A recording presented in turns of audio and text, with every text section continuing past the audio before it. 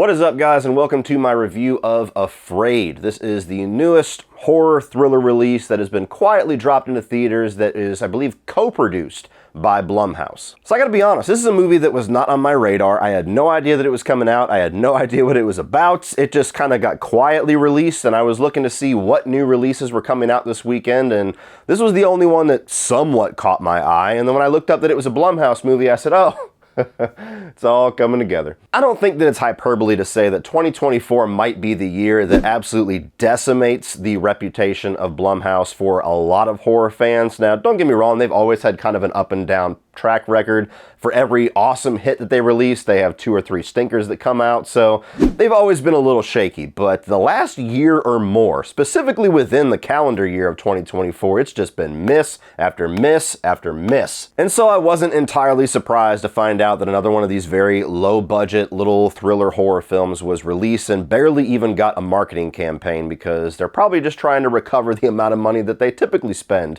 for these movies to just end up on the bottom 5 of the year list. And ultimately what Afraid is about is this new AI device that is created, and it has been given to John Cho, who is the protagonist of the film. He brings it home as kind of like a test run with his wife and his 3 kids, and as you can probably predict, things initially seem cool. Kids and the wife warm up to it very much and have this welcome presence of this new AI that's making their lives easier, and as the movie goes on, things get a little sinister, and they go, hey, you know, when you were, memorizing my Starbucks order and you were reading to my kids so that I can go fuck my wife upstairs, things were cool. But now that you're getting people murdered for me, I gotta draw the line. And so we have yet another movie that is trying to display the dangers of AI through a very run-of-the-mill horror thriller situation.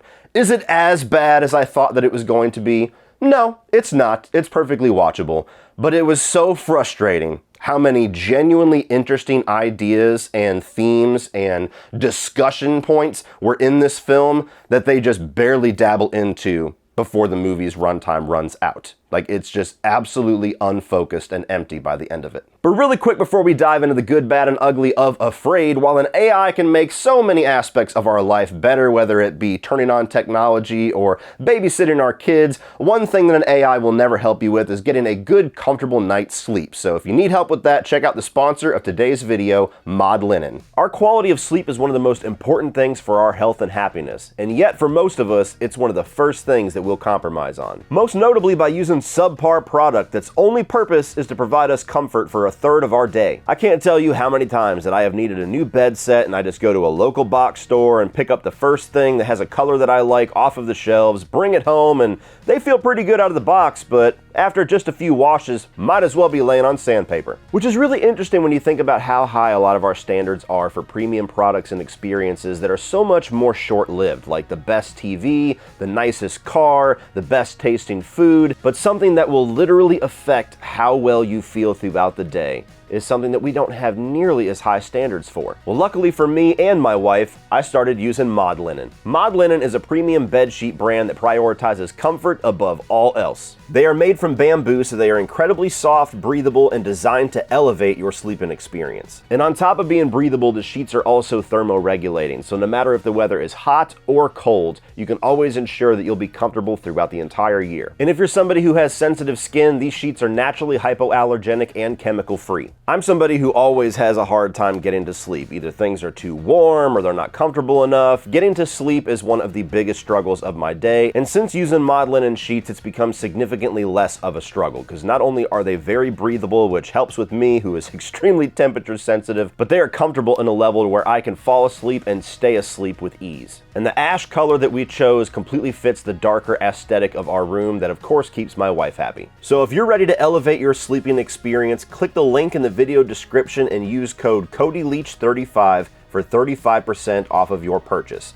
That's 35% off of your purchase by using the link in the video description and using discount code Cody Leach 35. And thank you so much to Mod Linen for sponsoring today's video. So starting off with the positives for Afraid, I genuinely think this movie has a lot of interesting ideas that it presents. There are many different aspects to not only life, but especially with kind of the allure of AI and also inevitably the dangers of overutilization of AI that are very relatable. And while we've had a ton of movies, even recently, that dive into this issue, this is the most current of any of them. So you have deep fakes in here, you have people having a lot of different recordings taken of them, and AI is able to recreate what they say and have false images and false audio of them that manipulates their life. You have, of course, like self-propelled Teslas and things like that. So while the idea is not fresh, some of the utilization of that idea is fresh in Afraid. And all throughout the movie, there were multiple points where they start to dive into something with one of these kids or with the wife where I went, oh, okay, that's an interesting thing to explore. That's a good conversation to start.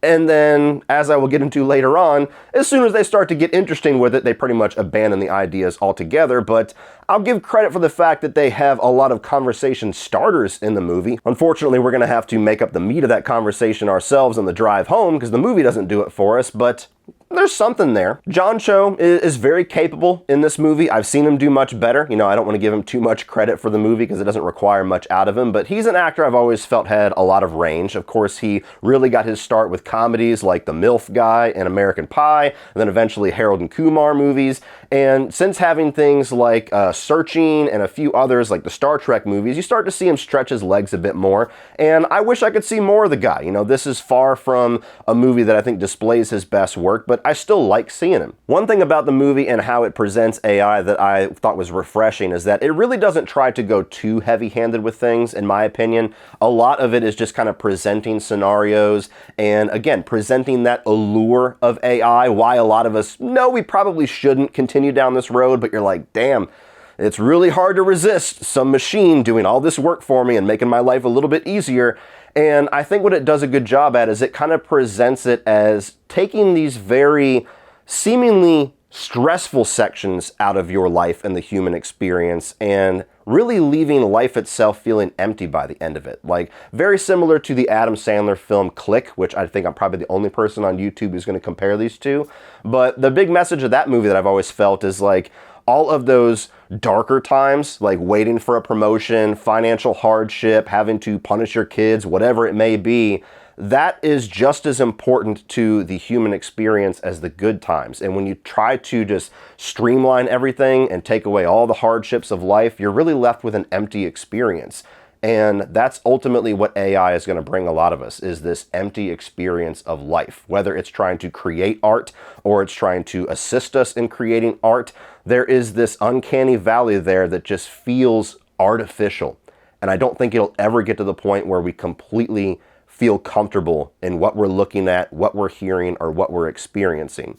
So it doesn't go full on into developing out the way that I just did. I just did a lot of work for the movie in the last 2 minutes, but it touches on that in a way that I thought was interesting. And the final positive, and it's sad that this has to be a positive, but nowadays it absolutely is. This is a very easy, quick watch. This is under 90 minutes. It is a very digestible movie, and while I certainly don't promote the idea of just making films and making stories that are just digestible that we can throw on in the background, sometimes I don't mind that. You know, there's a lot of movies out there that are very taxing, that are 3-hour run times, that, you know, especially ones that are bad, that just feel like they go on an hour too long.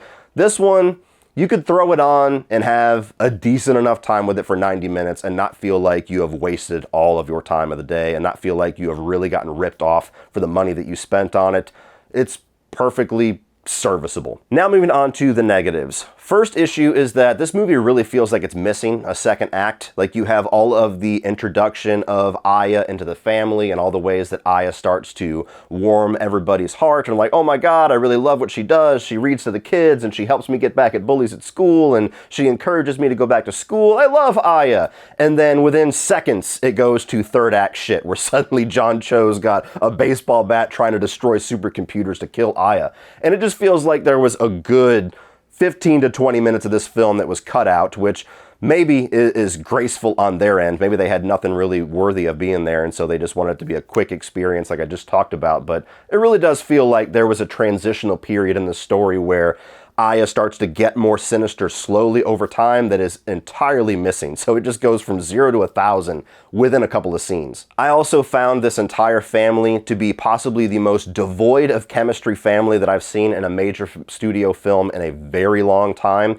And just each individual character, the way that they talk, the way that they interact with each other, the way that their dialogue is written and performed, I genuinely thought that there was going to eventually be some kind of a twist, or maybe like a pre-credits text roll that was going to say the screenplay was actually written by AI. Haha, see, we're reinforcing the point even more with this, because they just feel so unhuman, so unnatural with the way that they interact with each other. But spoiler alert, that twist never came. So it was literally just the way the movie was written and how it was performed by the actors, which I don't blame them. They weren't given a whole lot to work with, but there was so much about the way that this family interacted that just, it borderline annoyed me how unnatural they felt with each other. I don't know if there's even any value anymore in saying that a new Blumhouse film isn't scary, but it's not scary whatsoever. I actually feel like it's genuinely dishonest to market this as a horror film. I feel a little dirty just calling it a thriller, because this is more of like a drama with a couple of mildly tense scenes thrown in there. The scenes that actually lean into horror sensibilities with a couple of jump scares or shadows, like, they feel so foreign to the movie that they're in. Like, you could damn near see the staples holding those scenes into the reel by some executive that said, you know, I don't know if we're gonna be able to market this as a drama thriller. Like, horror fans tend to show up in droves no matter what the fuck we advertise. So, I don't know, throw in a couple of jump scares, turn the lights off a few times, and we'll just say it's a horror film. And as a horror fan, it kind of insults me. You know, it kind of feels like we're being like farmed for easy turn and burn cash, and not cool with that. Not cool with that at all. Another issue with the film that irked me personally, which might not be a big deal for a lot of people, but I've had this happen a number of times with films over the last couple of years, which is where they put so many things in the story that is so distinctly modern, like things that have only become current within the last couple of years, that I find it annoying. Like, it just doesn't feel natural to me, and it makes me hate all of the current trends of today, whether they're displaying the self-driving cars or even just the nature of what AI can do nowadays. And you have deep fake pranks going on at school, and you have the younger kid that's addicted to his screen time and just begs every fifth line of the movie for more screen time. There's even like very subtle commentary in here on like gentle parenting. Like, every little thing that the movie gets into is so distinctly like 2023, 2024 bullshit. And with all of these modern things that they're exploring, mixed with the very inhuman way that all of the characters interact with each other, it just paints such an odd, off-kilter sheen onto everything that, as somebody that thinks we've made a lot of good strides towards society, especially in modern times, you look at it through the lens of this movie and you're like, never mind, fuck it, get rid of all of it. It's not worth it. Take all this AI bullshit. I want VHS tapes and vinyls. I want cigars and Joe Camel. I want red meat and political incorrectness. Bring it all back. It's not fucking worth it. For comparison's sake, if you disliked Bodies, Bodies, Bodies and how modern that movie's dialogue and its ideas were, this dips its toe into that. Not nearly as egregious as Bodies, Bodies, Bodies, but along that same path where I'm just like, ew, no. But the biggest issue of the movie is something that I've already kind of discussed. It's that every single idea that it touches on, most of which are very interesting in and of themselves, they're just touched on. They're just kind of thrown into the movie. They're explored for about this amount of screen time, and then we move on to something else. There's like 5 or 6 different versions of exploring the dangers of the modern world, the dangers of modern technology, addiction to screen time, replacing genuine parenting with, you know, AI or YouTube babysitting, or, you know, over-reliance on technology as an adult to sift through all of the hardships of adult life and parenting. Like, so many different things where if they had just picked a couple of them, you could have had a genuinely interesting thriller here. But because they just dabble into all of them, it just feels like somebody came up with an idea for a decent little short film. Blumhouse got a hold of it, said, here's $12 million, go make it 90 minutes long, we'll throw it out in theaters,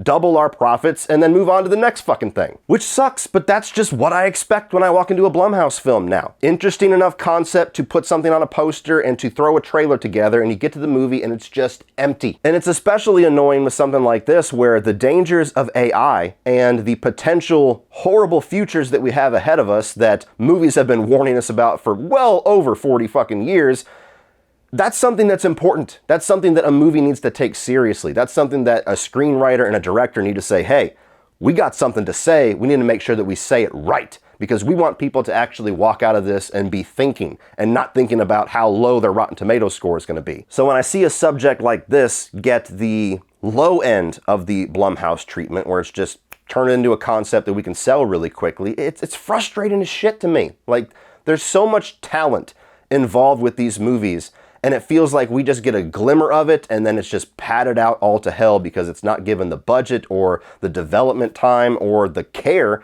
to actually turn it into something worthwhile. It's just a turn and burn movie mentality. Get it out cheap, get it out quick, let's make our profit, let's do 5 more. So all in all, guys, this is probably the least egregious of any of Blumhouse's releases this year. So if you thought Night Swim and Imaginary were okay, you didn't have too bad of a time with it, you might actually have a decent time with this one. I think there is some interesting things going on here. I just wish they actually committed to any single one of them to really have something to say. It just feels kind of generic and empty by the end of it. So you're not going to be mad you spent time with it, but I certainly don't encourage you to spend your money and time with it. Well, that's it for this one, guys. If you enjoyed that, click over here for all of my 2024 new release reviews so far. I'm also going to put a review up here for Strange Darling, which is the one movie out this weekend that you absolutely should give your time, money, and attention to. Like, share, hit that subscribe button so you don't miss everything in the future. And as always, remember, opinions are like assholes, but that doesn't mean you have to be.